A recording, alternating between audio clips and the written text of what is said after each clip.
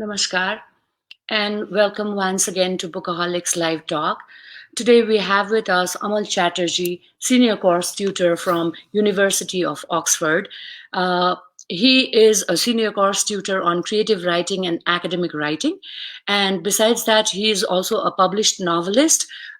His novel's name is Across the Lakes, and apart from the novel, he also has edited books like Representation of India during the 1740s to 1840s, and also a book called Writers on Writing. We also have with us Nabin K. Chetri, a Nepali poet based in Aberdeen. He is an MSc in creative writing from Oxford University, specializing in prose and poetry. He has already got an anthology published, and it's called Bini. And his forthcoming anthology is going to be published in 2023. It's called I, Father. So the main reason for having them here is that Bookaholics, in collaboration with Mist and Mountain, is conducting a 2 days writing retreat at Nagarkot in the month of June, tentatively from June 2nd to June 4th. And we thought, like since many of us are novice writers, we've just begun writing, we're interested in writing, there are many students of literature, and Bookaholics itself is a platform that is full of writers and readers, and there might be many writers who want to publish their own works. And also, what does it take to become a writer? Is it because just because we have no dearth for vocabulary or we are good at expressing ourselves does not mean that we are capable of writing something. So we bring to you the first speaker, Amal Chatterjee. He'll be speaking for around 30 minutes. After that, we'll have our second speaker, Nabin Chetri, and then the floor will be open for the viewers. You can put up your questions. You can, just note down what they are saying. Hello, Amal. Good evening. Good evening. Welcome to Bookaholics. Namaskar. And thank you so much for joining us today. Thank you very much for having me. It's a great pleasure. I've just given a brief introduction about yourself, and the floor is yours. I've already explained to you. So it's up to you, whatever you want to take it, whichever way. Thank you very much. Thank you very, very much. Thank you very much, everyone, for coming and for viewing this. As Saguna has very kindly explained, we're going to be, I'll be talking a little bit about the workshops that we'll be conducting, and about creative writing in general, about how people can find things to write about and what we write about. So we're doing a 2-day workshop, so we'll be staying together, and it's an opportunity. I mean, Nabin and I were talking about this, and one of the great opportunities of 2-day workshops or multi-day workshops is you get the opportunity to write, to discover ideas, to discover what you want to write about, to think about those ideas and to develop them in a community, in a group of people who are equally interested in writing, and then to spend time talking about writing, considering them as we do that over the evenings, in the afternoon, and into the following day. Because it's very rare that we get people get the opportunity to spend extended amounts of time with other writers, and we often have, and I'm sure all of you are readers, we often have time to read or to, sorry, I beg your pardon, we often have time to talk to other readers. But writers are, by definition, writing is often seen as quite a solitary thing, and we do it on our own. However, we get inspiration from other people, we bounce off other people, we learn from other people, and we are able to share. And a 2-day workshop allows you to go away. It's like, it is a retreat. And if you think about, I mean, of course, we're used to going away for meditation, spending time on meditation retreats, and this is a similar thing. It gives time for your creative ideas to come forward, to build, to develop them, and to give them form. I realize that for many people who think, okay, well, writing a story, I've never written a story. I mean, where am I going to find them? We had a conversation a little earlier. I don't know where I'm going to find these characters from. Where did these characters come from? How do I tell stories? Is it actually possible for me to tell a story? I like stories, perhaps. I watch films, I read books, or watch television, whatever. I come across them, but do I have stories in me? And the thing is, everybody does have stories in them. Now, I'm not going to go down the road of saying everybody has a novel in them, but everybody does have stories in them. If you think back, I mean, all of us when we're children, we tell stories. We tell stories to each other, to our parents, but also to ourselves. I mean, you sit around and you have kids telling, so what are you doing? And it's like, oh, and they'll start telling the story. Those of you who have children or remember being children, you tell stories. But along the way, as we grow up, we tend to somehow lose this. We tend to forget that is, it's intrinsic. Storytelling it makes us, it's one of the things, I'm not saying it's the only thing, it's one of the things that makes us who we are. But we set it aside because we don't tell stories anymore. We stop drawing these pictures. Because you think about it, as a child, you draw a picture. I mean, my drawing is terrible, okay? I can tell stories, but my drawing is terrible. But still, I would draw pictures and I go, oh, this is that, tell some stories, etc. Even in my own head, I'm just scribbling away, drawing little things. So you all have that in you. We all have that in you, in us. And what I want to do and what I try to do through my workshops is, of course, there are different kinds of workshops, but the workshops that we're planning here, what we're going to do is to discover those stories, the roots of the stories within you. So we will start by looking at, where do we find characters, for instance? How do we develop the characters? And it sounds very kind of dramatic and threatening, but let me give you an example, for instance. We've often we pass people whom we don't know. They're just passing, and somebody think, oh, I wonder what he does.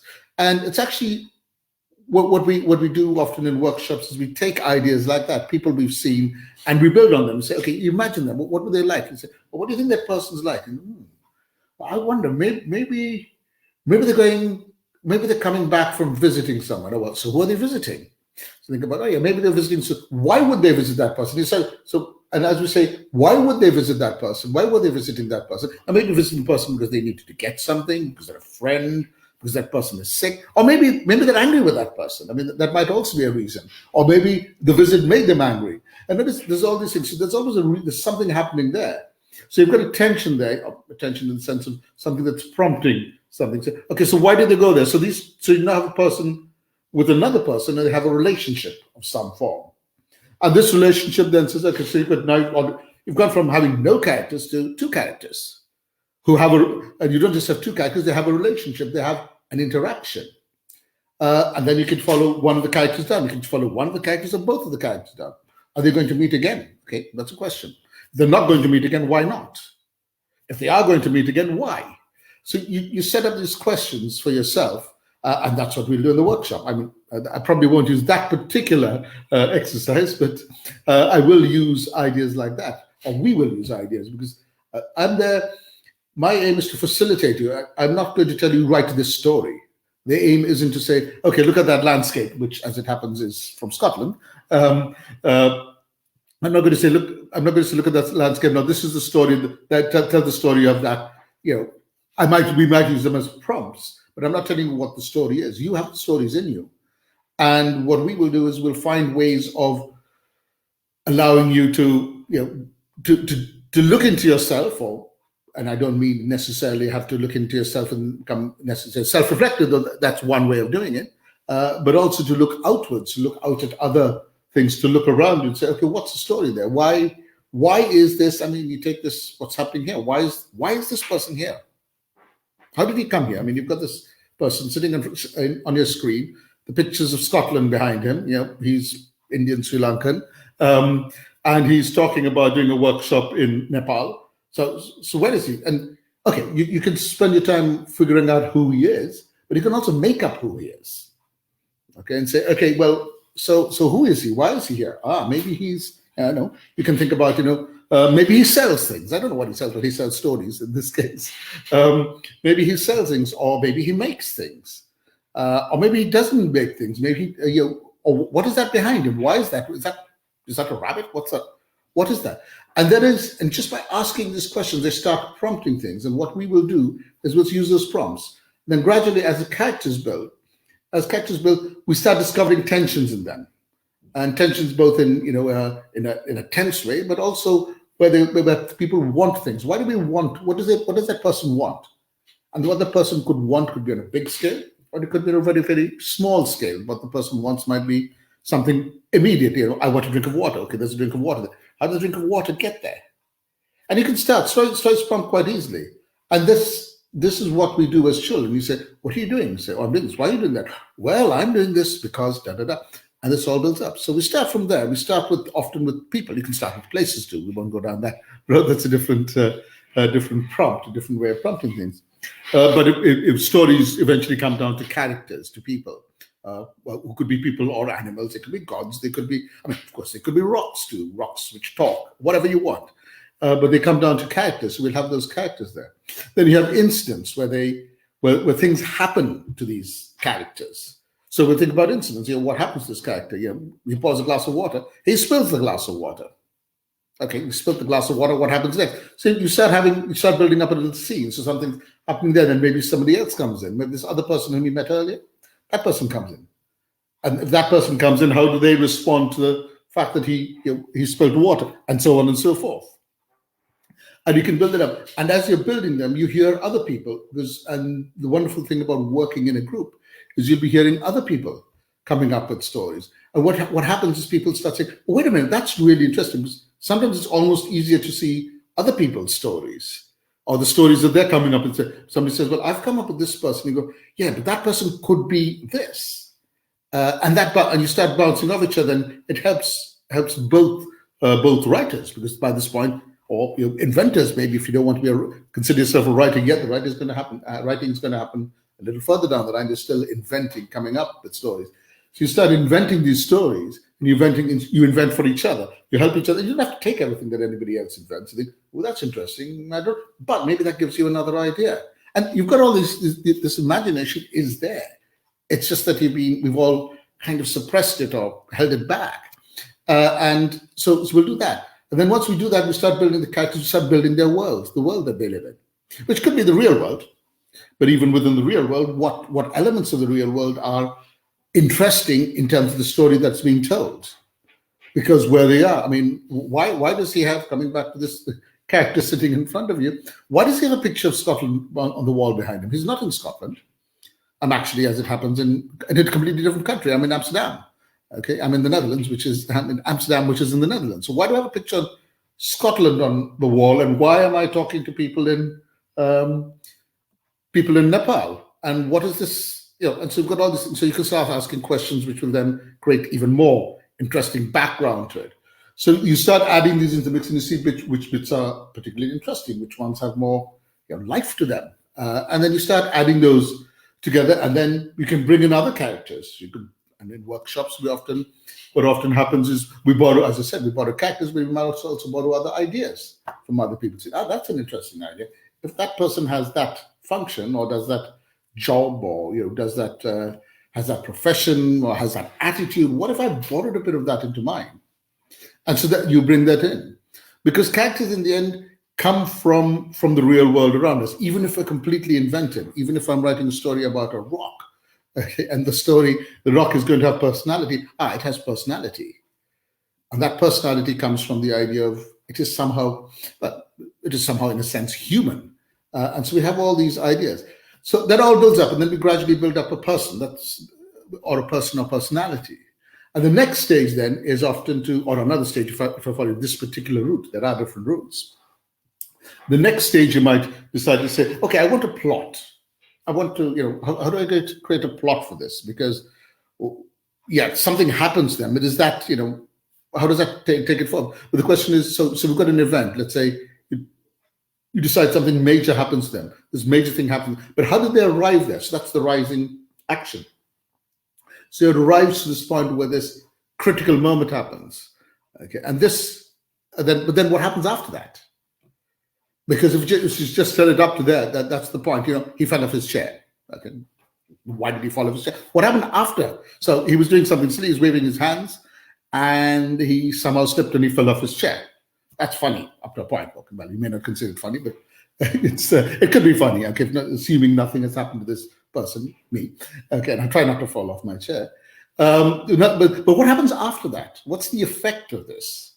And where does it go from there? So we then have the falling action. Then you arrive at some point, which maybe he realizes he needs to fix his chair. At which point I check my chair. We already have a little bit of a story out there. So it's the rising action. He's arrived. We've got the rising action. He arrives, sets himself up. But I've got an incident. I've got a scene of something happening here, of a story, of a little arc. And, and what happens? What does he learn from that? Check your chairs before you sit on them. Okay, and it's not really a moral, but it sounds almost like a moral. But okay, so this is kind of a jokey moral story. I've got a jokey moral story. Then you have a series of incidents, but then so people have lives, your character then starts having a series of incidents. And which incidents then add up? Okay, do you want the falling off the chair incident?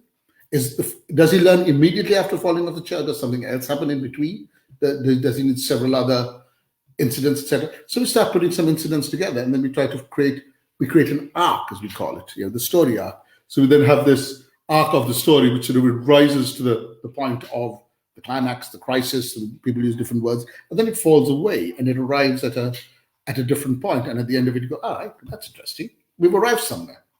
And that makes it a story, because that's what we see that's what we used to. We watch it in films again, because films are very common, but read it in books too. It always goes up. It goes up to a point, and then it goes down again, and that's one of the key things. So we'll then look at the plots. The plots often need work. So what we'll do, in the first day, we'll work often on people and places. We'll work on description too. How do you describe a place without giving too much, without going on forever? Because, of course, you could describe something forever and ever. I mean, even again, looking at this, you could describe me in terms of the way I look, the clothes I'm wearing, and then you decide, okay, let's talk about what he's got on his bookshelf behind him. I don't know how much you can see, but you could start talking about, but just listing the books could go on forever. So you might pick out a few books. So there's some books like, there's quite a few orangish books on the top. I'm just looking at, actually orange appears at several points. Orange appears at various points. There's a lot of white too, etc. And some of them kind of jump out. I have no idea why those ones jump out. I haven't thought about this. Okay, and occasionally they're perhaps different languages. So you pick out which details here. So you add all of these things come together, and then you go, okay, I've got this big kind of pot of things, and it could end up a khichdi, of course. Okay, it can end up this huge pot of things. The question is, which ones do you need now? Because in that sense, it's relatively easy to come up with some prompts. So we'll work on that. How do you prompt these ideas coming along? How do you choose them?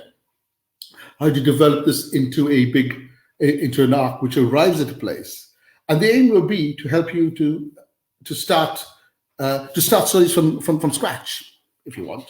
And for people who don't want to start from scratch, we will have people, I'm sure, who will be coming along, or quite possibly will come along and say, I have a story. But what we're doing when we're talking about places and people, etc., it's the same thing that we need. Whether you're inventing something or you have something that is already ready, you need to look at those. So we look at those characters and those ideas, and you look at those characters, those ideas, and say, okay, what is happening here? Why does it work? Or why do I kind of feel it doesn't quite work? Oh, maybe I needed a little bit more of this, or a little bit more of that.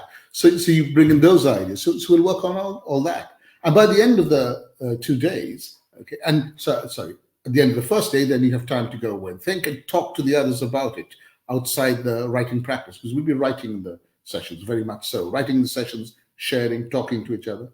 So you'll do that in the evening. The next day, you build on that. And by the end of it, you'll have a story. It's as simple as that. I mean, will it be the perfect story? Will it be the story you want in exactly the condition you want? Perhaps not. But we'll have to see. But you'll have enough there to work on to tell a fuller story. Will you take the story out and complete it and publish it? Will you just keep it for some time? Will you use it as an exercise? Different people will do different things with it. But you'll also have developed a community. You're no longer alone. You're no longer just this person sitting there writing in a little corner in their room, or they've got a big room, okay, or sitting in a cafe, etc.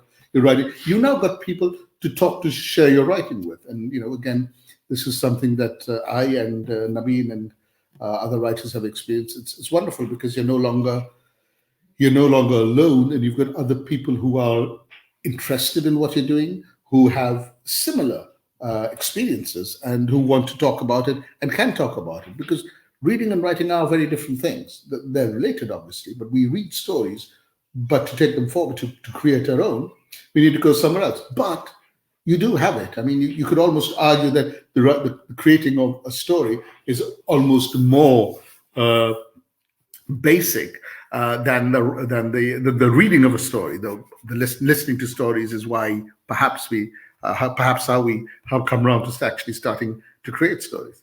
So that's what we'll do. And then at the end of the day, you have a story, you have characters, you have you will have discovered that you can tell stories. Is this a story you want to tell? Well, that will be up to you to decide. Is part of this what you want to use? That's also possible. Is this a story you want to complete? Is this going to be the impetus for another story? And I know from past experience with students is some students will go away and they will then create entirely new stories from that starting point, or they will go away and say, okay, that was that story. I put it aside, but it's like learning to paint. If you learn the basics of how to use a brush and you paint a little bit of a picture, you may not be entirely set, but you know the techniques of doing that. So that then allows you to take it forward yourself in your own time, in your own space, and to start creating other stories, the stories that you want to tell, and to start beginning to see stories, because that's also, you start seeing stories around you, you start using your imagination again. This is going back to something that's very, very fundamental to all of us, storytelling. As children, we tell stories. So what I'm going to do in some ways is to take you back to that, but also to take you forward, because children don't necessarily, I'm not saying, but there are some very brilliant children out there who wouldn't dare to criticize them, but children don't necessarily see that, that there is a fullness to this, there's an arc to it, it's got to go on, it got to arrive somewhere. And the children will often serialize stories too, of course. But of course, if you want to serialize stories, it's up to you. So that's what I hope to do with you. I intend to do with you. And I am very, very much looking forward to it. I'm sure it's going to be a wonderful experience. It's been a long time since I've been in the area of the hills. I mean, I went to school, as it happens, in just across, little across the border in Kurseong in Darjeeling, but it's a very long time ago. So I was listening in earlier and trying to remember my Nepali, but now I'm afraid it's long gone. But maybe some of it will come back. So that's my plan for you, and I know that some of you will have some questions, and very much looking forward to hearing those questions and to responding to them. So I think at this point I will probably hand it back. And yes, I see we have some question here. Okay, thank you for sharing. Okay, thank you for sharing all the good stuff. Well, where do you get the energy to write every day, or what motivates you? What kind of exercises do you do to generate that creative feeling every day? Any recommendations? Oh, that's a lot of questions. Okay. Where do you get the energy to? Writing is, well, it's like anything that you enjoy. Well, it is something that I enjoy. And so it is something that, you have to find time for. It's as simple as that.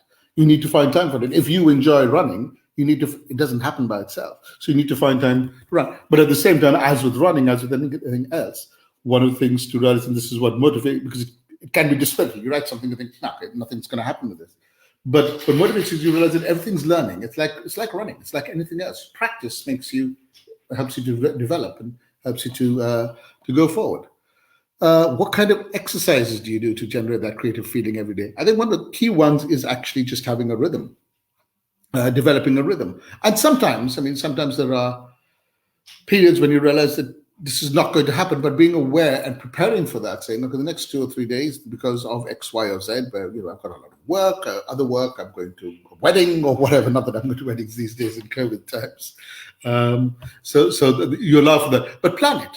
It's something like anything else that you do. And you need to plan it. You need to find it. Dinner doesn't happen just because it happens. Let's say dinner happens because you plan to have dinner. And you enjoy dinner because you plan to have it, and you sit down to have it. If you enjoy eating and cooking, etc., which, as it happens, I do. And so that's what those would be my recommendation. Plan it, find the time for it, and bear in mind it's practice. It's always practice. I mean, the perfect line will come sometimes, the perfect story will come sometimes, but other times you're practicing, and practice makes perfect. It's like anything else. You want to be a great footballer, you're going to have to go out there and practice. Most of the time, you're just kicking a ball, just within quotes, kicking a ball around. No, you're doing a little more than just kicking a ball around. You're practicing with that. More questions?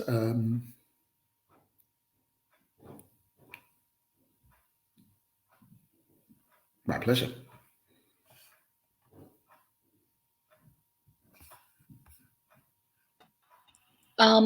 I have a question. That was very informative, Amal. Thank you so much. Suddenly, it feels like I too can become a fiction writer, I'm and sure you are when something you that talk that I'm very always openly. very scared of. Because I've always felt that I cannot. I'm not into this fictional world, and I cannot create stories out of the characters or the elements that I see around me. But suddenly, it feels like I too can write a story. So thank you very much for for that.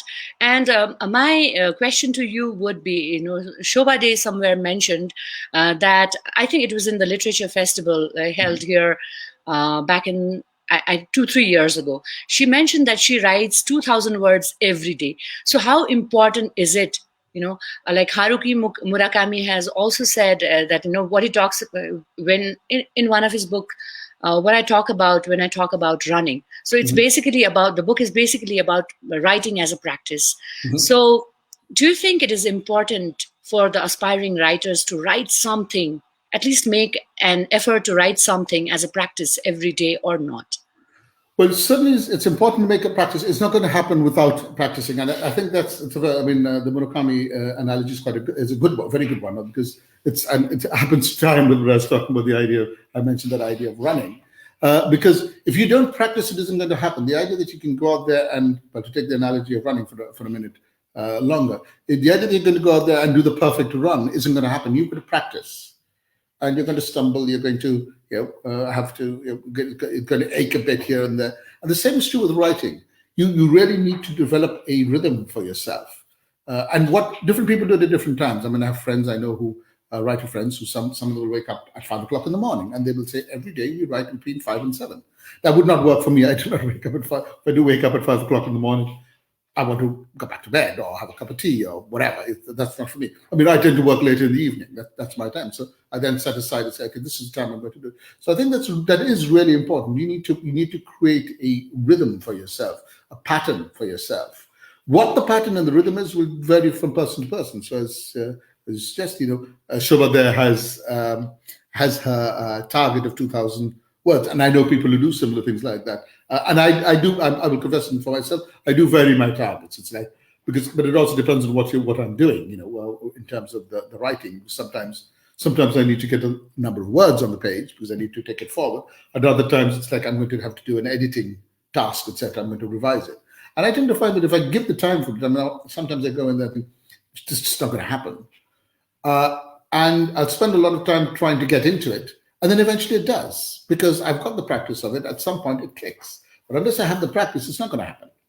And it's not going to happen because, well, I don't have the practice, and B, because I spend my time worrying that it's not going to happen. But if I know it happens, then I stop worrying about the fact that it hasn't happened quite yet. So I'm trying to write my 2,000 words and I haven't got 2,000 words. Okay, it didn't happen today. So tomorrow I come in at the same time, same place, or whatever my pattern is, and I go at it again. And at some point, it comes out. It'll come through. Does that? I hope that answers a bit. My pleasure.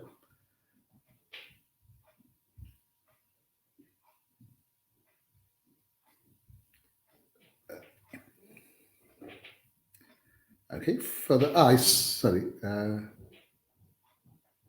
I see some notes there. Yeah. Okay. No, those are private chats.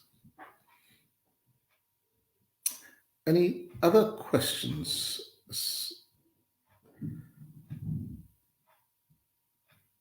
I can't hear. Sorry, definitely yes. I think we have some other questions coming up. I also wanted to ask you about how important it is to rewrite, because most of us, we are just too tired, or we are just not interested in writing several drafts. And I Mhm. think it's important for writers to prepare, not only to prepare an outline sketch about everything that you said, but it's also important to rewrite. So how much of rewriting is necessary? That's almost how long as a piece of string in a sense. But to be more to be realistic, but yes, we need to revise. There is, well, there may be the rare occasion where that we'll have the things will happen immediately. But you do need to revise. And again, like the writing itself, you need to develop your own techniques and you need to work on what works for you. Are you going to revise on a daily basis? Some people can do that. Are you going to revise on a weekly basis? Are you going to revise when you reach a certain point? I personally prefer to write for some time and then go back to revision, because it gives me some. I like to get distance from the. There's somebody talked about leaving writing to drain on the sideboard for a while. So sometimes I'd even work on more than one idea at a time, and then that allows me to come back to the first one. So I write a story or part of a story or part of a concept even, then I go away and work on something else, and then I can come back to it. So revision is really important, but very often you need distance, or you need some way of seeing it again. That again is something that a workshop can be really good. It speeds things up in some ways, because you're getting that immediate response from other people around you, or you're getting the response from when you tell it, you see and you hear how other people respond to it, and that gives you the impetus to revise, because otherwise revising can feel like a bit of a chore, but it doesn't have to be, because the finished product then comes up. Again, if you take an analogy of, I don't know, sculpture, for instance. If you're sculpting something, or maybe, okay, I can't sculpt. Probably plasticine is the level of my artistic ability. But even there, you keep revising it and you keep making it until it looks the way you want. And then at some point you realize, okay, this is the way I want it to be. And that's when the revision is done. And you're ready to move on to the next thing. And sometimes you may want to put it aside and come back to it. And sometimes the projects and ideas that I come back to, sometimes weeks, months, even years later, I'll go, hey, wait, hang on a second, I had that idea. Let me look at that. So, yeah, that's somebody I think asked a question about two different people will have to. Oh yeah, here we go.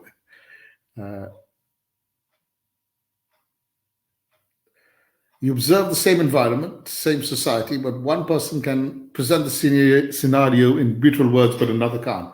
What's the difference between these two people? I think the same could be true of a single person. You can look at the same scenario, and on some occasions you can tell it well, and on other occasions you can't tell it well. What's beautiful to one person is not necessarily beautiful to another. And that's why we've got the books that I like, which you probably hate. Okay, possibly, whoever you are. Okay, and vice versa. Maybe hate is too strong a word, but it's quite possible. Hate, not in the sense of I think it's a terrible thing. There's no way I'm going to read that, or a story there's no way. We all have tastes, so and you need to find your own voice. And different people have different voices. It's really important to realize. And how you tell it. So how beautiful! I mean, I suppose I could use the cliche in a sense. The beauty is in the eyes of the person who's seeing it. So what you see and how whether it is beautiful or not is what you see and how you see it. So there is no. I would argue that there is no difference. But is one going to be more beautiful to other people or more? That's quite possible. Yeah, in fact, that's quite likely. And that's why we say, okay, so-and-so is a beautiful writer. I mean, Nabeen, for instance, is a great poet. I mean, he's a wonderful poet. And I dare say that I can't write poetry like him. In fact, I know I can't write poetry like him. I would love to write poetry like Nabeen, whom you will meet shortly. And some of you may already know, but that's the way it is. Okay. Natural-born writers with no creative writing training. Everybody is okay in terms of taking it more specifically in the area that I deal with. As I said, everybody is a storyteller. We're all storytellers. How satisfying the stories are and to whom will vary. And you asked the question of difference between natural-born writers with no creative writing training. Everybody has the potential to be a writer. How good they'll be, how much effort they're willing to put into it, how long it will take, that varies. People who have training in creative writing, people who work with others, yeah, they've got an advantage. But it's because they have feedback, they're immediately getting feedback on it, so that helps. Is that going to change the quality of their output? Again, it varies from person to person and from writer to writer. We certainly learn from it. I know myself. I mean, I started writing without having had the time I started writing with the relatively few. But I know over the years, working in workshopping with fellow writers and people who want to write. I mean, I workshop with people who hadn't necessarily published yet. And some of them, are still working on their work, and I've worked with them, I've read and written with them for many years. So that does take different forms with different people.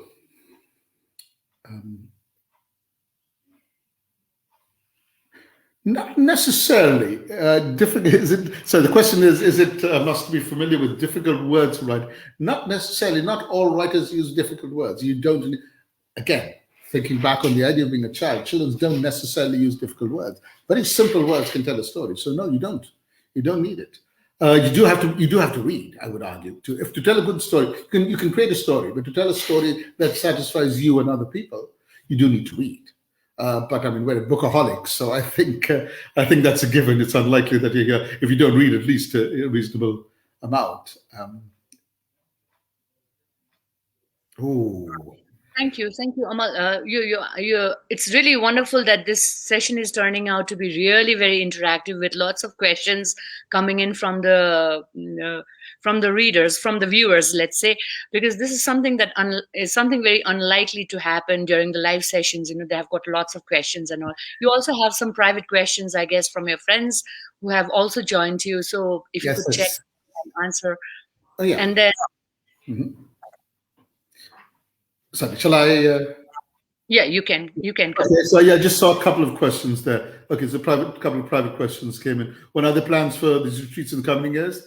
I think I can fairly safely say yes. We have every intention of doing these again. So we shall see. Yeah, we shall see how it goes. I mean, we have the intent to do it. Another question is: writer's block a real thing? Oh yes, it is definitely a real thing. However, in the sense of we all feel it. But going back to our previous suggestion that you need to make yourself right. It's not going to happen unless you do it. You're not going to run if you don't go running, so you need to write. Yeah. Well, there's a writer's block, a real thing, as a game we play ourselves. Yes, that's a question I'm answering. I beg your pardon. Thank you, guys. There was another question which was on the screen which I missed. More questions. More the questions, more the ideas. What does it take to be a good writer in terms of content and writing? What should be done with the great ideas running in mind? Well, first, one important thing to do is if you have ideas, write them down. I think that's really important. If you don't write the ideas down, you're never going to be able to look at them. And if you think you're not too sure whether it's whether you can take it forward yet, well, write it down and come back to it. I mean, when I say come back to it, it could be later in a few hours or a few days, come back to it and look at it and say, well, and that's what we'll do. I mean, okay, that's what we'll do in a sense in the workshops, give you the chance to see what you can do with the very smallest bit of an idea and how you can build that into a full story, into a big story. What does it take to be a good writer in terms of content and writing? Good question, I'm afraid. What does it take to be a good writer in terms of content? You've got to love what you're writing about. You've got to care about it. If you don't care about it, you're not going to be able to write it. And when I say care about it, you could care about it in different ways. It may be a theme that you're very interested in. It may be a character you're very interested in. It may be a place you're very interested in. I mean, working with people, writing stories, it's like, I want to tell the story of this place, and the place becomes the character in many ways. So you've got to be passionate about what you're writing about. That's absolutely essential to good writing. Otherwise, you can turn out a good. Other people, I mean, there are people who sometimes can turn out a good sentence, but that isn't necessarily, they themselves wouldn't necessarily consider good writing. My pleasure. Thank you for that.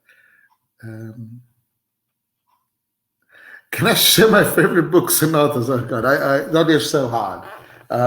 Marti Leimbach, who's lurking in there, is one of my favorite writers, both as a writer and a person. Nabeen is another one. It's very, very hard. You just peer at my bookshelf behind me. I'll just look around and tell you some. Actually, I think this actually I've got from A to M, so I don't know. It's very hard to tell.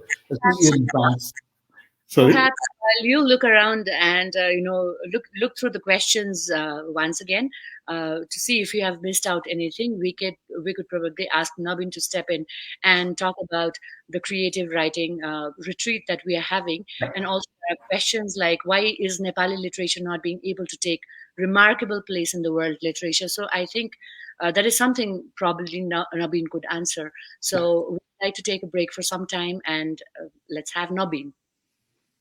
Thank you. Thank you, Amal. It's been my pleasure. Thank you very much. We'll come back to you. Oh, hi.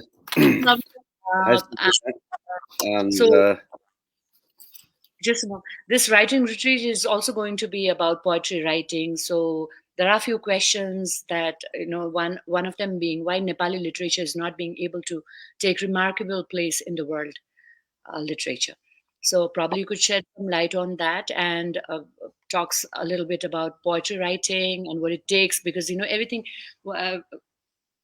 Poems are something that I dread. It's very difficult. I feel that it's very difficult. This is the genre of writing that I dread personally. I've these days I've seen that there are no like there's nothing not a certain pattern that the poets really follow. So, what is the new trend? Because sometimes I feel like something that I write in this manner is written in this manner, and it becomes a poem, and I'm not okay with it.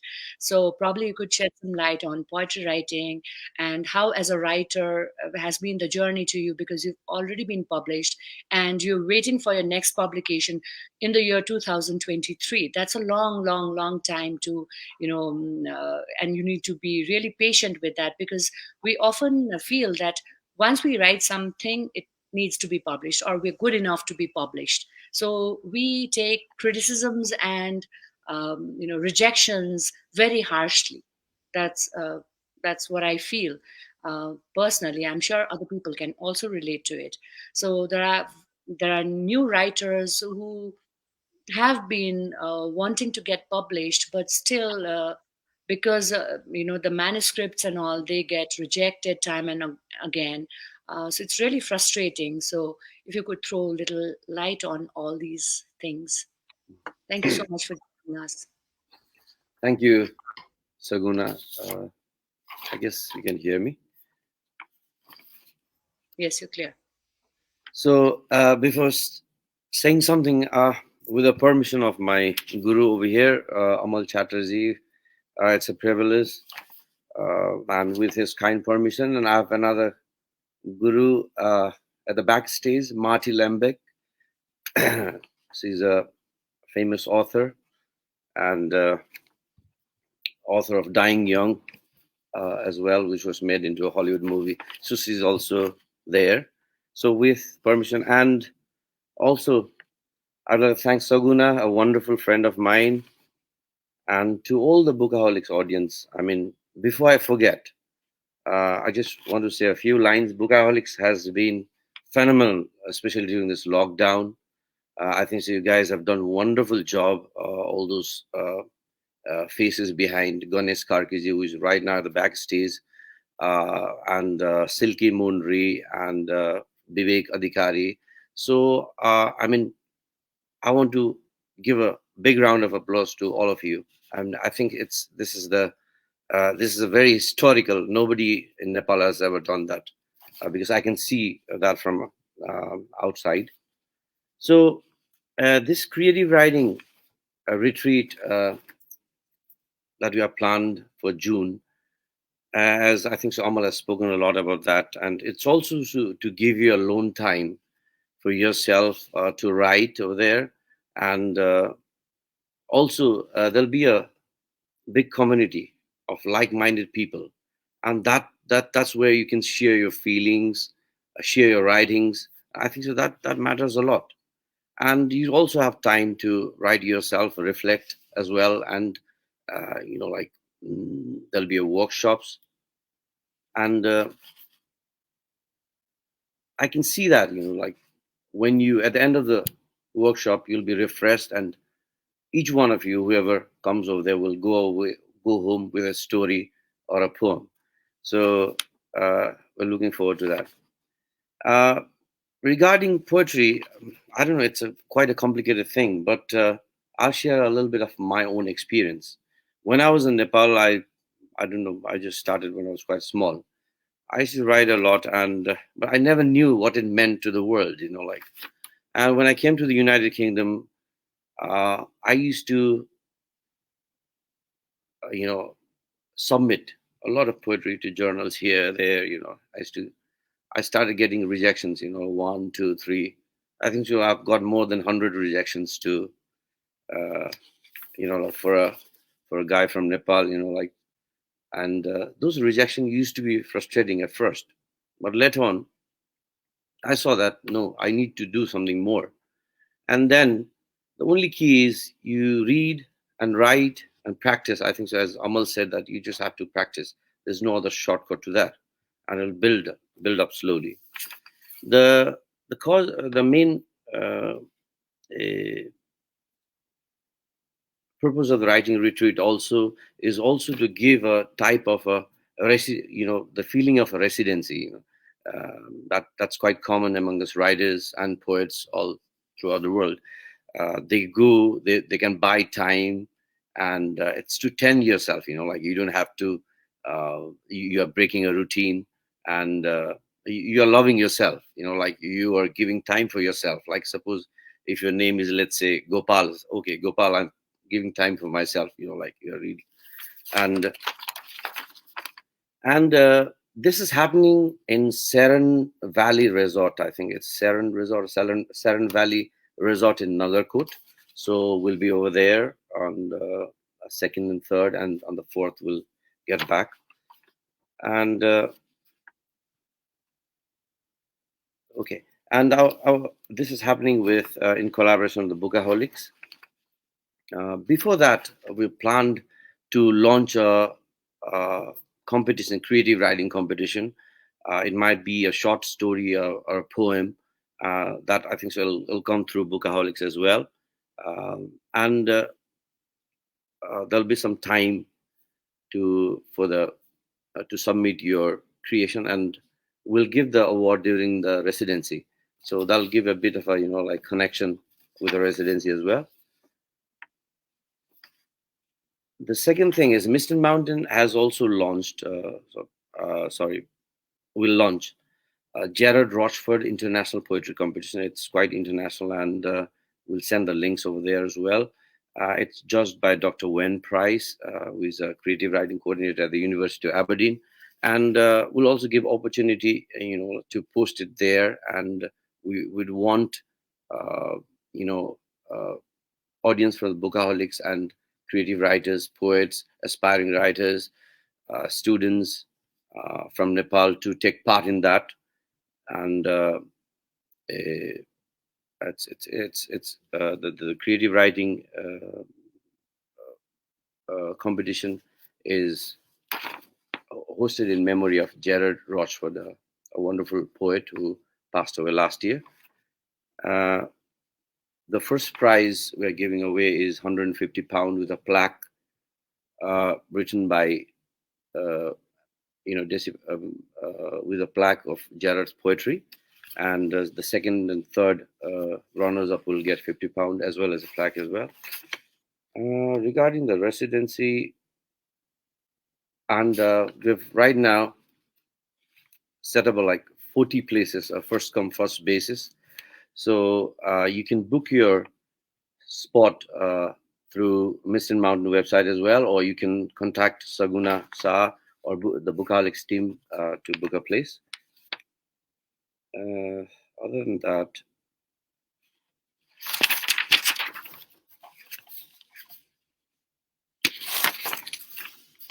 so as I said, that we've Saguna was asking me why, what's happening to Nepali literature. Why isn't it lagging behind and all this in terms of international representation and all. I don't have the authority to say that, but what I can see as a poet is that I see that there's a very less representation of poets writing in Nepali. It's not because of them. We have wonderful poets in Nepal writing in Nepali, but I think there's a lack of translation or rightful translation. That's not going in the right place. So we've also started like independent translation by keeping in view of that particular problem. So we are not doing like novel at the moment, but we're doing poetry and short stories. So if you're interested, that you can get in touch with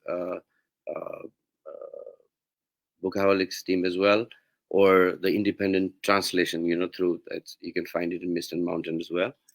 So the major purpose of that translation is to focus more on poetry, so that it goes into the international it goes into international journals.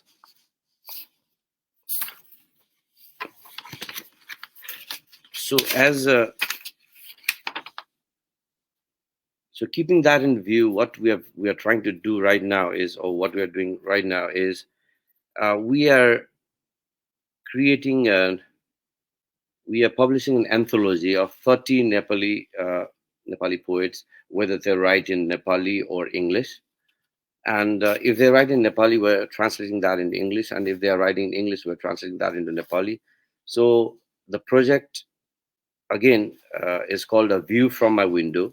So we have a few poets whose name I'm going to read out, who are the part of this. We've got Abi Sir, Abi Subedi Sir, Bisma Upreti, Saguna Shah, Mukul Dahal, Saraswati Lamisane, Rajav, Mukahang Lembu, Tulsi Divasa, Sirjan Aviral, LB Chetri, Isor Kadel, Upin Kharga. And we have, we'll just, once everything is complete, we'll let, just wanted to give a hint of what we are doing in terms of promoting poetry translation.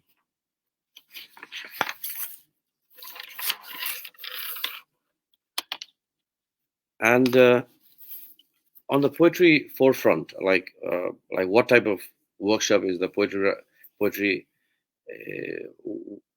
what we are going to give during the workshop? Like, I just want to give a small bit of a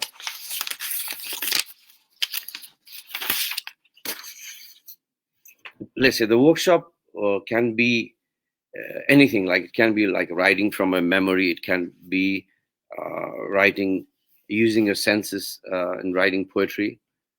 Like, for example, we might be told to, okay, think of a place where you have been, like, and you write 2 sentences. Then you write, okay, think of someone you know, your relatives or near dear ones or your lover, and then it might be, okay, what can you remember the time of the day, or is it evening, is it morning?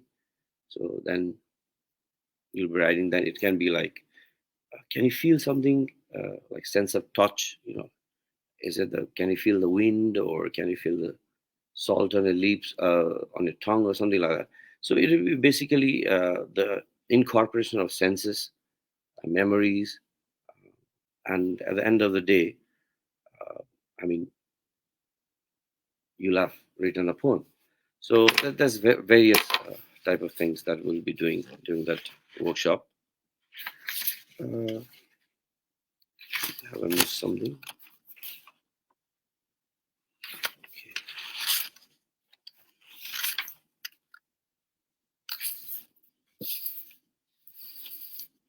Yeah. I'll just see if there's any question over there.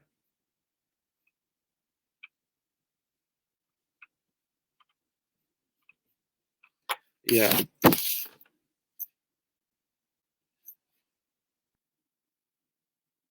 What is the British view of American creative writing versus their British? I don't know much about this. I don't think so. Again, I can speak about that. I think creative writing is something.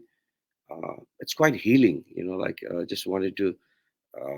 It's quite healing. I've seen a friend who was saved, who tried to commit suicide, and poetry saved her. So, and these days poetry is being used in hospital premises as well, for mental health. So it gives, when you when you express something through poetry, I think it'll give you a sense of well-being as well. Yeah. Okay. Is there any more question? Sorry about that. I couldn't answer that really to your friend. Perhaps Amal can answer that later. And Yeah. there's one question: was it a struggle for you to be accepted as a English writer with your background from outside of Britain? Yeah. Yeah.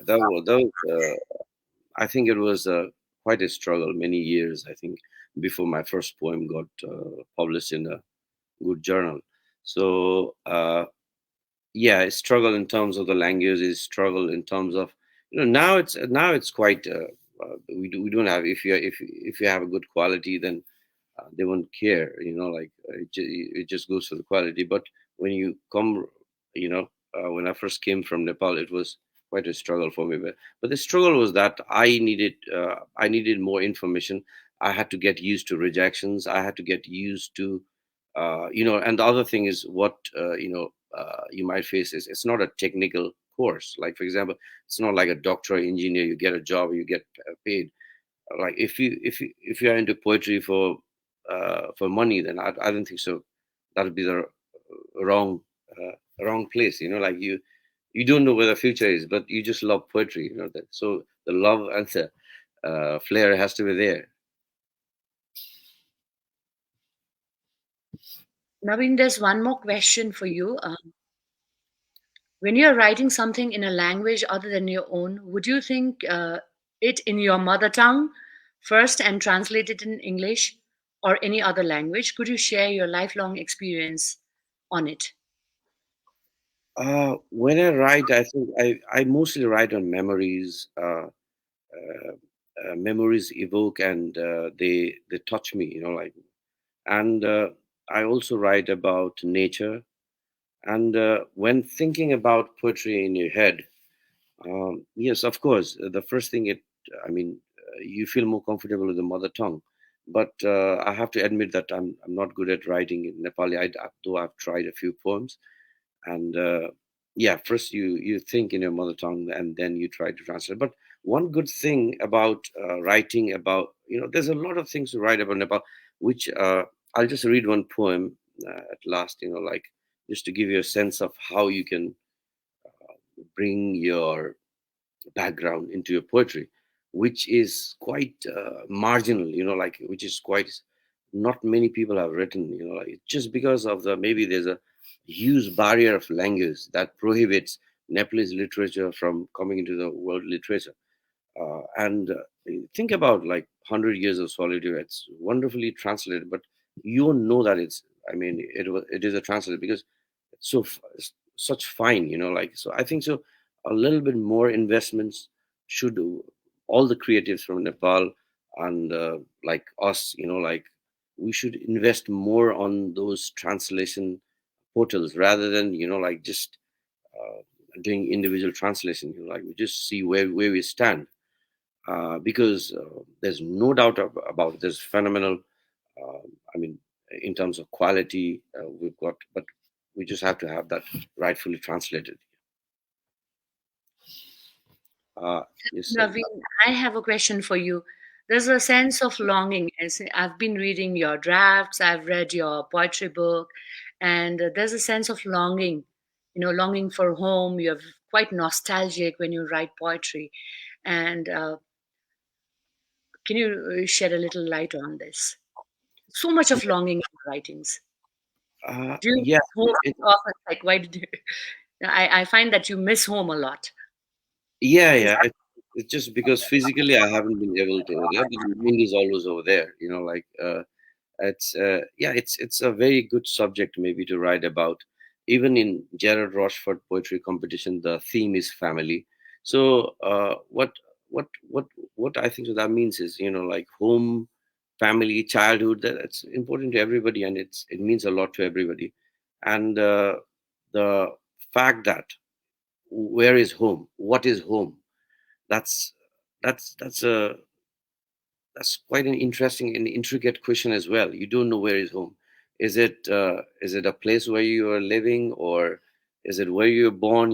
Like, so maybe my my poems swing between those two realities, and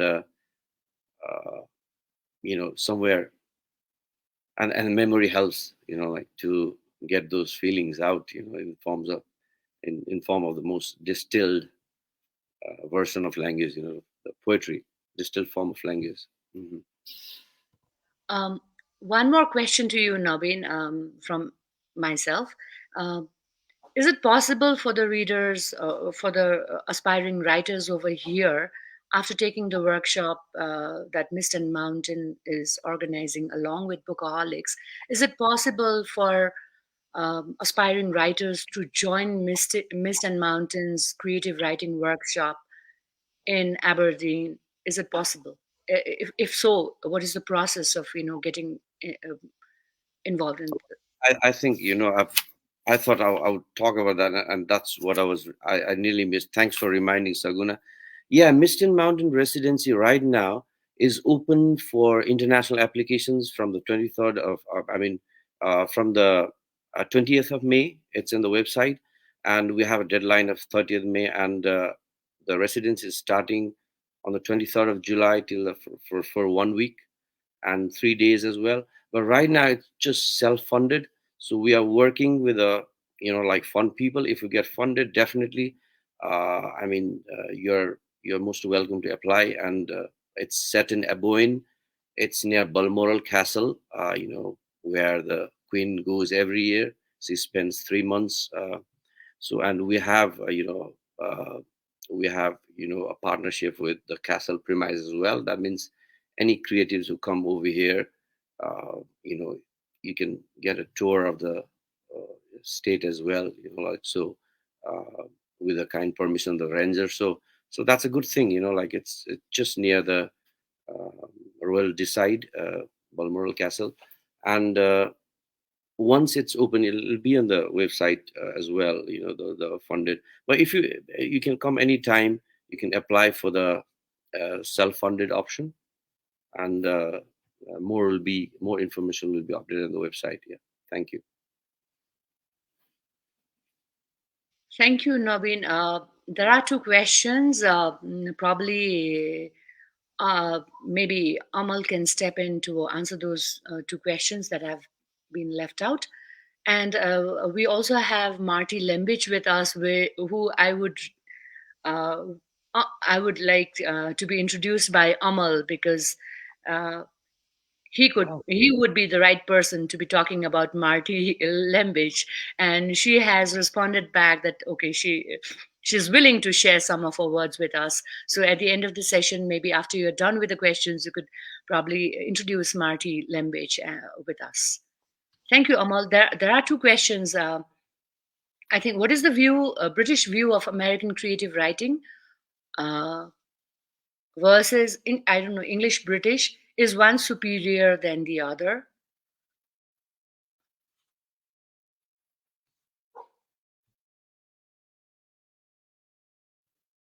Amal, I think your microphone is still muted. I'm tempted to bring Marti in here as our American colleague, but she's also British. She's actually, in some ways, she lives in Britain very much, and I don't actually live in Britain, so it's all slightly. And actually, that's quite a good point, because it's not that easy. It's complicated. I don't think there's any. There may be some competition sometimes, but on a fairly general scale. I mean, it's not a. They're not two worlds. I mean, we're writers in English, as it happens, and not to say even in English, of course, because people do write in many other languages. I mean, with Gaelic and Welsh, and the Spanish and many other languages in the United States. Of course, people write in many languages. So I don't think there's, and I certainly would not say one is superior to the other. Absolutely not. No, I mean, I wouldn't even go there as a thing. I don't think anybody's creative writing is superior to anybody else's. I mean, there is good writing, there is enjoyable writing, there's entertaining writing, there's amusing writing, and that's universal. I wouldn't want to go down that road at all. I wouldn't worry about it. I wouldn't think about it either. And was there another? There's another question. I often feel authors are pretty much sure about the climax in fiction writing. I wish to listen to your insight on this. I mean, do they already have a message? That's why they know the ending and making the story as large as much possible, or how does it work while ending the story? So basically, it's about the climax. Yes. Okay. Well, I think different story, different writers, different story. I mean, different writers, of course, have different ways of writing. Some people will create frameworks and will kind of hang the story and build around it. Other people will do it more sort of organically. Other ones will say, okay, here's my climax. This is where I want to arrive. They will arrive there. But I would also argue that all stories need. I mean, I'd suggest that for many writers, this will change. Different stories require different things. I mean, that's going to be very interesting. Marty will be able to tell us about her process too, because Marty's got lots of experience too, and she can talk about that. And we've all worked with different writers, and I think different writers do things differently. So, do they already have a message? Some do. You do need a climax at some point. You could try writing a story without a climax. It's going to be very difficult to keep it to hold your reader's interest, and it's going to probably be very difficult for yourself to make the story keep the story moving. It may become a description. It may become even an anecdote, though anecdotes tend to end on the climax. So you need to. It could be that you will discover the climax as you go along, because very often stories develop, and that's one of the things about story writing. When you get down to it, stories often take on a life of their own, and at some point you need to let them take on a life of their own. That doesn't mean you need to lose control of them. You may then go back to your original version, having tried those things out. So you don't necessarily know where it ends. You often have a sense of where it ends, and sometimes you do know where it ends, and you're taking it there. Occasionally, maybe more than occasionally, again, I think it'd be nice to hear from Marty on this. It doesn't arrive where you intended, but that's absolutely fine. If it arrives where it needs to go, that's what you need to do. And so, yeah, the climax, you need a climax. Do you know it before? Not necessarily. Do you need one at some point? Absolutely. Will it come? Almost certainly. And then you need to go on from there. Okay. Thank you, Amal. I have a question for you. I'm sure writing a novel can be a very tedious task. So, how do you sustain the energy and inspiration to finish one? Well, you could be interested. You could be very interested in what you're doing. That helps. Okay. Well, you have to have it. You also need to have discipline. That is very, very important. And you could need to spend time working on it. It's not going to, as we've talked about earlier, the idea that these things require practice. They require practice, obviously, but they require effort. So you're going to do that. You're going to have to put that in. You need to put that effort in. It's going to. How do you keep it up? Well, that's where having a community of writers or people who are interested or who are interested in your writing, either way. But sometimes I find having a community of writers is one of the greatest things. I mean, being able to just not necessarily tell the other writers the story, but even to just talk about it, because then it can help to know that you're not alone, and that where you're going is a journey that's worth continuing on. And people often have, well, they talk about first readers, second readers, mentors, etc. Writers often have this, or first listeners, first sometimes, because you need to talk the story out. I think those are very useful. But again, everybody needs to find their own way. But if you're feeling alone and lost with your writing, talk to somebody about it. Talk to other writers about it. People who really who are willing to put the effort in, and they will. That will help you, I think. And go away and read.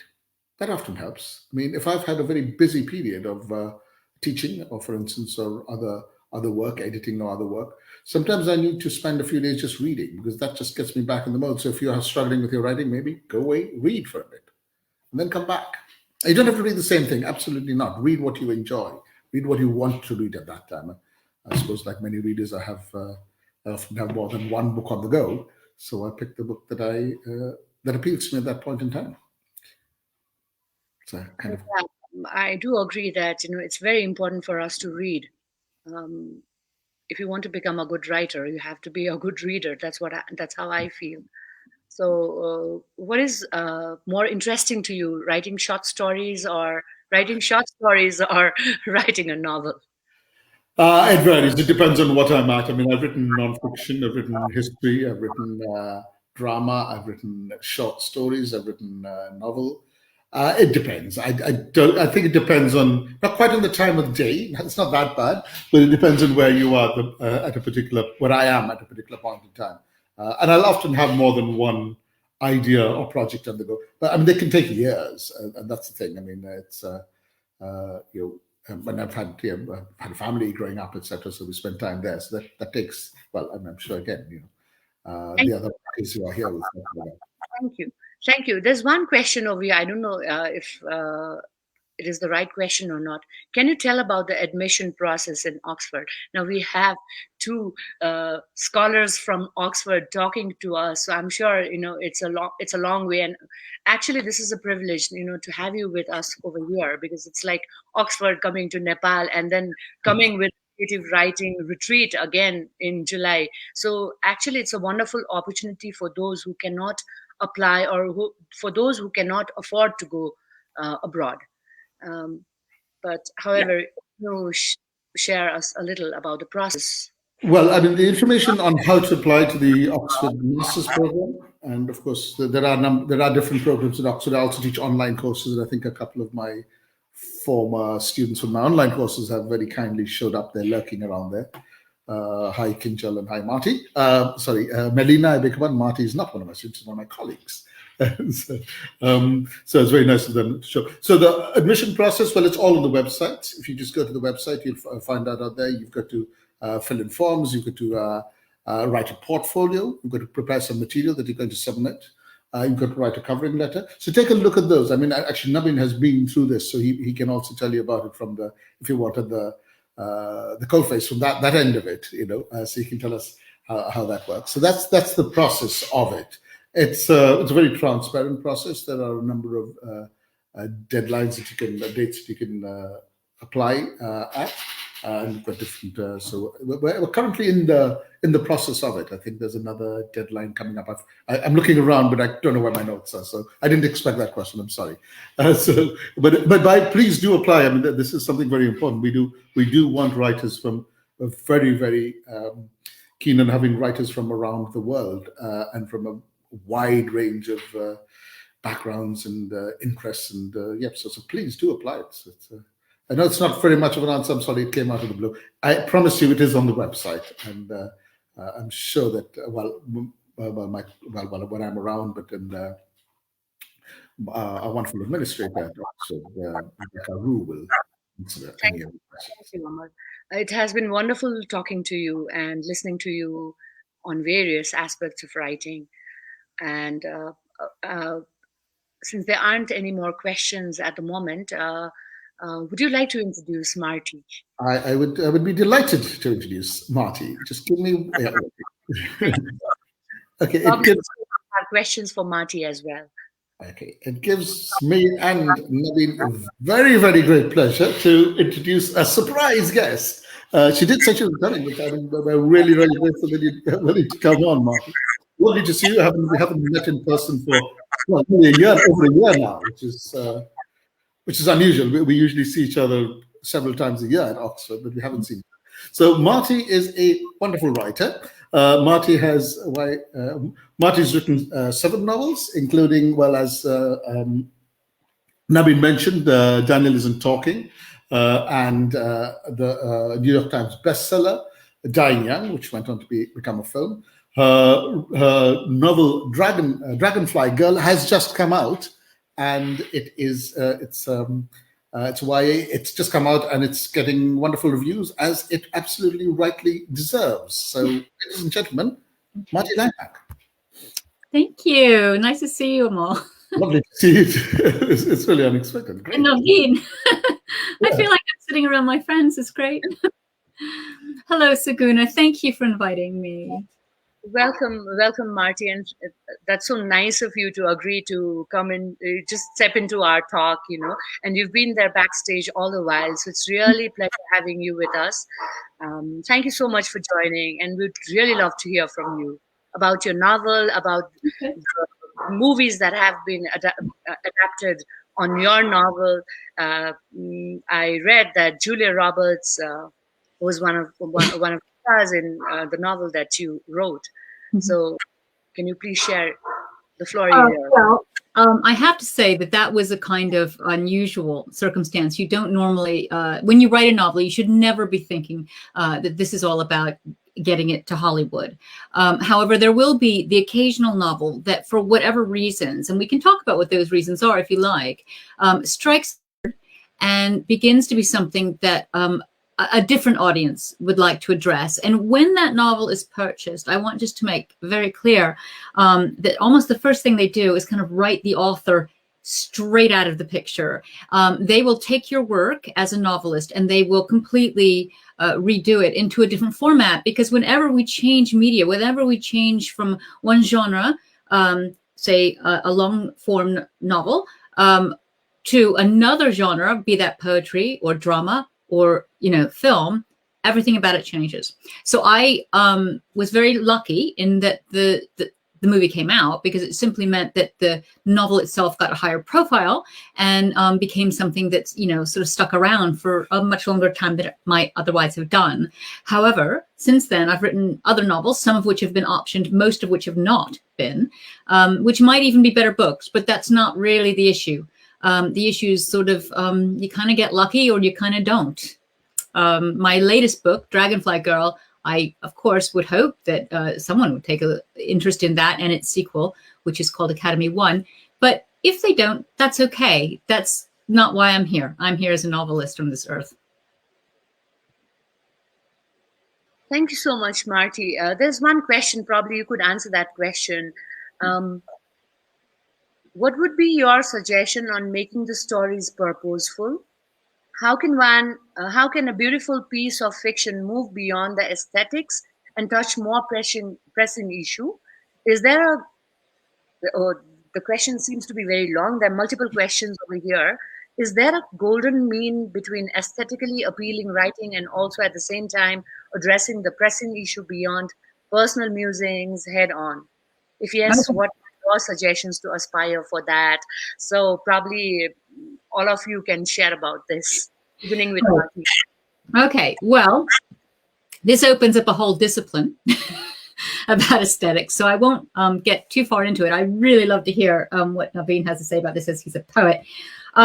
I think what the question is about is, to what extent do we attend to those things that interest us personally, or perhaps the language that interests us or that makes us excited about writing? How do we balance this with what we'd call a big book, a big story?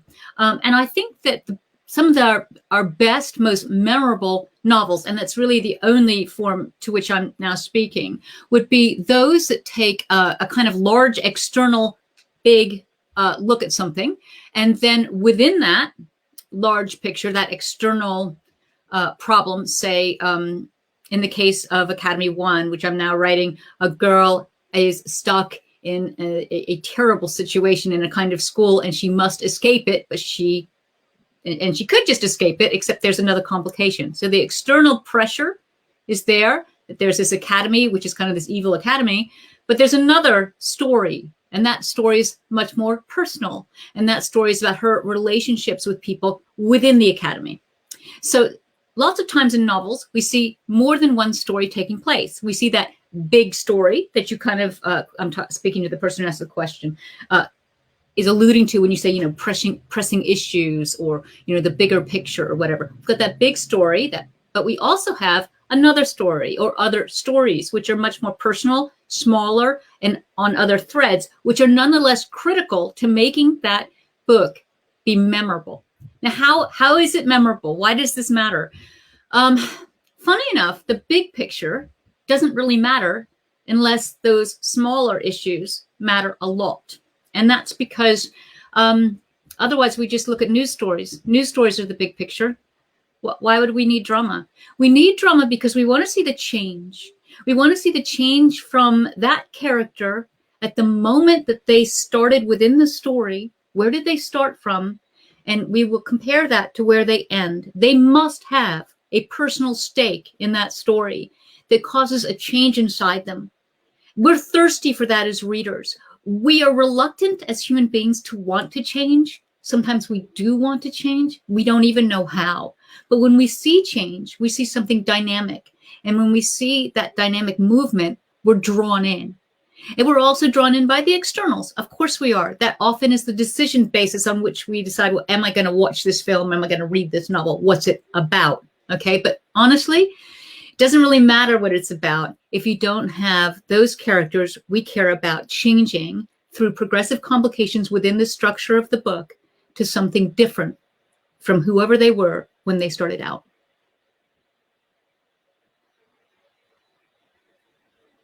I see a question. For you. Yes, there's a comment for you. Okay, it says, hi, Marty, thanks for sharing good stuff. Do you think you were born as a novelist, or is it something that you've achieved with hard work and dedication? Excellent question. I was not born a novelist. I was just, I was maybe a little bit more communicative, maybe a little bit more driven to do long-term internal projects, because one of the characteristics of a novelist is they must be alone for a great deal of time. Now, when I say alone, sometimes it's nice to be alone, but within a larger context, like a residency. So you're sort of alone, but not alone, because you need to have time to write the thing, but you also need that structure around you to reinforce your identity as a novelist. So I wasn't born a novelist, but I had something early on that really did help me.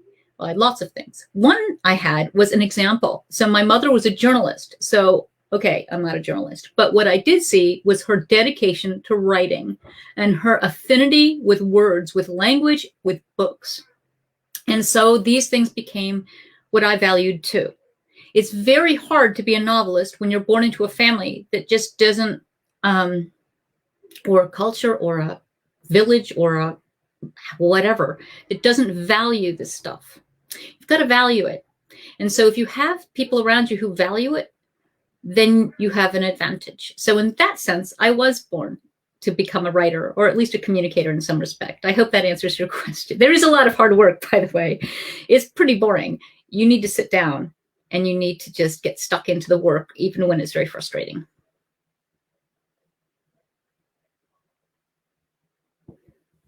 Thank you so much. Thank you so much for sharing your words with us, Marti. It was wonderful having you with us, and just I'm really humbled by, I really feel happy that you're so humility personified that you stepped in with us at the last moment. So as a part, I think the session is almost 1.5 hours long. So as a parting note, I would love if you all share anything to the viewers. Okay, maybe I'll just bounce off Marty's last. Oh, wait, yeah. Yes, I was hoping so.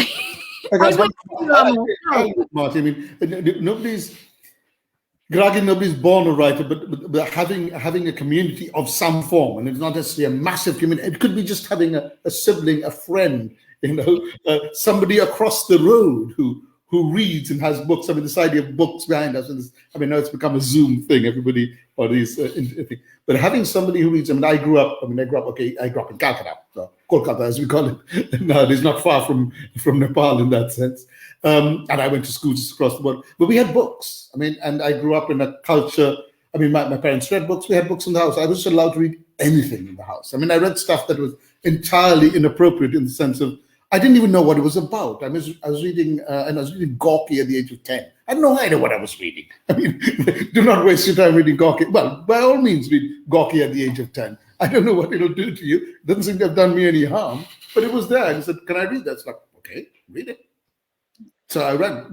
So she read these things and was surrounded by people who liked reading and writing. And of course, those of you in Nepal, you may know that parts Calcutta is known for, or Kolkata is known for being slightly obsessed by reading. We have a book fair which is enormous, and everybody. That's what I see. All my friends read. Many of my friends didn't read, and which was an advantage in the school sometimes, because we only allowed 1 or 2 books a week. So I had to run a gang of people. They didn't read, so they all borrowed books. So that meant I got 6 or 7 books a week, which helped. My brothers read, etc. But I'm the only one who writes fiction. So that's the way it goes. Yeah.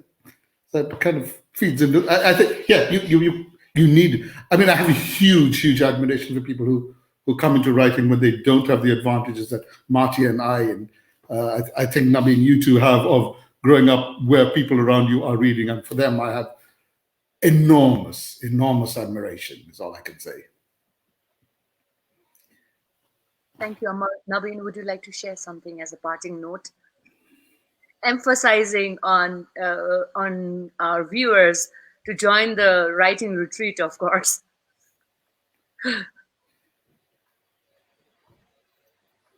Yes, Saguna.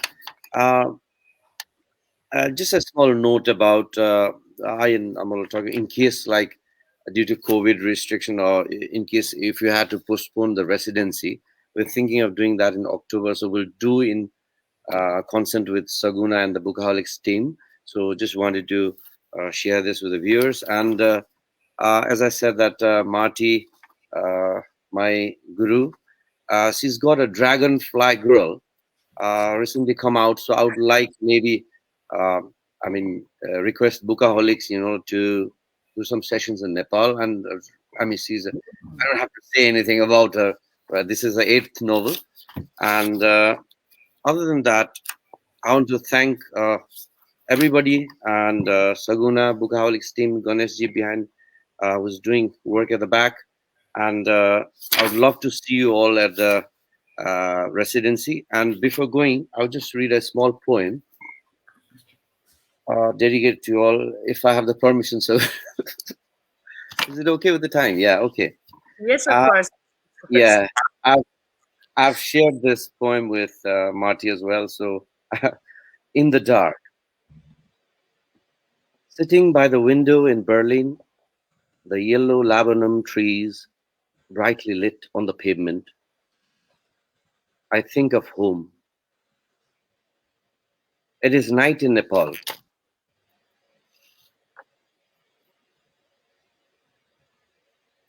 And in my house on the backyard, my mother has planted cucumber, pumpkin, chilies, and maize. They grow in the dark.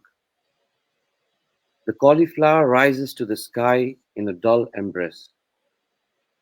The beans curl up the bamboo lattice, a millimeter at a time.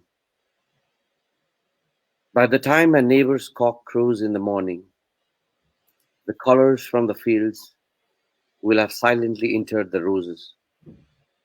The papaya sweetens.